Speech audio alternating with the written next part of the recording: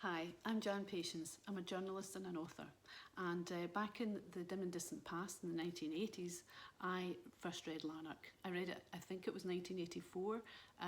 Certainly it was only a few years after it came out in 1981. And I was in Aberdeen at the time, studying for a degree in Scottish and English literature. And I was particularly interested in everything Alasdair did, partly because it was about Glasgow. I came from Ayrshire actually, but it was close to me. But his drawings, his art just hooked me in. The combination of words and pictures was always a winner in my book.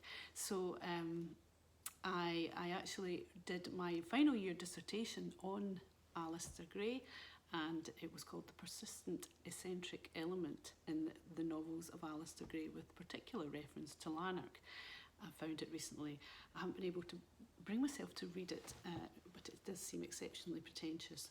But in my defence, there wasn't anything written really to speak of about Alasdair Gray, apart from reviews at that point of Lanark. So that's my story, and I'm sticking to it.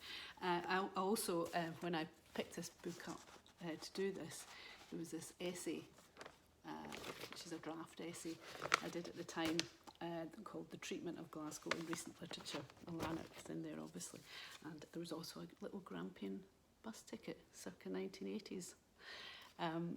So I'm going to read from the page which fell open, and it is chapter 22, from chapter 22. When this century began, we had the best organised labour force in the United States of Britain. And we had John Maclean, the only Scottish school teacher to tell his students what was being done to them. He organised the housewives' rent strike here on Clydeside, which made the government stop the landlords getting extra money for the duration of World War I. That's more than most prime ministers have managed to do.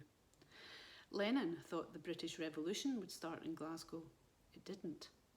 During the general strike, a red flag flew on the city chambers over there. A crowd derailed a tram car. The army sent tanks into George Square, but nobody was hurt much. Nobody was killed, except by bad pay, bad housing, bad feeding. Maclean was killed by bad housing and feeding in Berlin jail.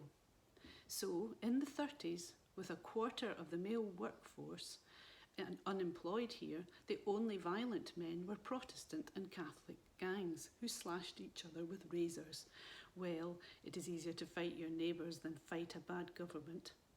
And it gave excitement to hopeless lives before World War II started. So Glasgow never got into the history books except as a statistic. And if it vanished tomorrow, our output of ships and carpets and lavatory pans would be replaced in months by grateful men working overtime in England, Germany and Japan. Of course, our industries still keep nearly half of Scotland living around here. They let us exist, but who nowadays is just glad to exist? I am, at the moment, said McAlpin, watching the sunlight move among rooftops. So am I, said Thaw, wondering what had happened to his argument. After a moment, McAlpin said, "So you paint to give Glasgow a more imaginative life?" "No, that's my excuse. I paint because I feel cheap and purposeless when I don't." "I envy your purpose. I envy your self-confidence." "Why?" "It makes you welcome at parties. It lets you kiss the host's daughter behind the sofa when you're drunk." "That means nothing, Duncan." "Only if you can do it."